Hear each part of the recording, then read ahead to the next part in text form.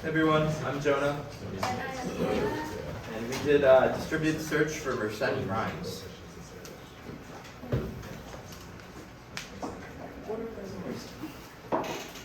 Alright, so your first question may be, what is a Mersenne prime? Mersenne primes are just big prime numbers that are of the form 2 to the p, where p is a prime number, and then minus 1. They're named after Mersenne, who studied them in the early 17th century. And they make really, really large numbers. The largest prime number is a Mersenne prime number. It's 2 to the 82 million and something, which is abnormally large and is actually equivalent to about 4 floppy disks in terms of data storage if you were to try to store it. For our methodology, we first try to splitting the slice, that is to create the input to send to our workers, and then we write functions to do the primality test, that is the work function we send to our workers, and then we distribute it and set the timer to record the time to process it.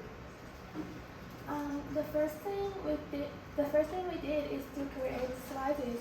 We start with specified number range, and then we eliminate all non-prime numbers. That is quite a basic process. We try some small numbers to see if the numbers in the range can be divided by the small numbers. If it can, then we eliminate it.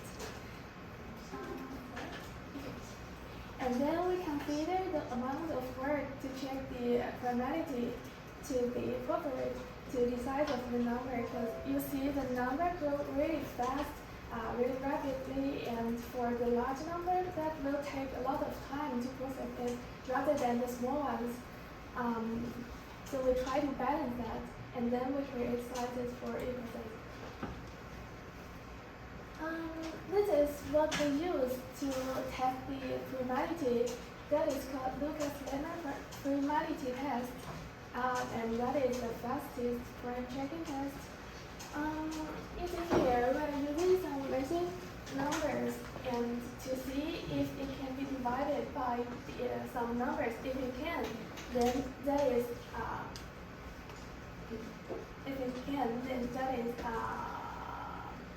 not a prime.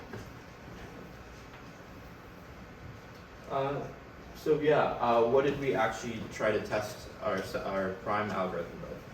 So we started off with vanilla JavaScript and vanilla Python, then we moved to Bifrost and DCP, and for all of our experiments we tried to time how long it took to try to get a sense of the relationship and timing between distributed searches and non-distributed searches. We pretty quickly figured out that we weren't going to probably find a new prime number, so we kind of shifted more towards benchmarking DCP and Bifrost and comparing it to normal Python and normal JavaScript. So our results. So over here, you can see Python. It takes a really long time to run any prime searching algorithm in Python. I would highly recommend you never do it. Then over here, this kind of middle line, we have Bifrost, which is a lot faster. But then even faster, we have JavaScript and DCP. The blue line is JavaScript, and I can't tell what color this line is. I'm a little colorblind, but that's DCP. So we found that Bifrost actually started to outperform Python really quickly at slice sizes of that take about a minute to compute. Whereas DCP started to outperform JavaScript at slice sizes of about 2 minutes. So that was interesting to observe. And I think that if we continued to kind of scale up Bifrost, instead of using it in a worker with only 7 workers in a larger worker, it would outperform JavaScript pretty quickly as well. You can see that trend kind of there. And so our key findings, like I said before, Python is ridiculously slow. We found that the minimum time for a job in Bifrost is about 30 seconds, which is kind of good knowledge to have on hand if you want to use Bifrost. It's just kind of a buffer time to set up the Python environment, which Bifrost runs in. We also found that Bifrost will outperform traditional computing tasks for tasks that take a pretty short amount of time, only minutes. Bifrost also has a huge variance in performance. I've seen like variance of 2 to 3 times for the same task. So that's important to keep in mind. You may run the same job, but you won't always get the same results. And finally, DCP outperforms JavaScript for large jobs. So it's nice to know that doing a distributed search for primes is in fact the right approach. Yeah. And this is our future work. The first one is to utilize Mersenne, because you see here we only have JavaScript version and Python version, and we may try to write more versions for our code and compile it to see the results. And then is to standardize the testing.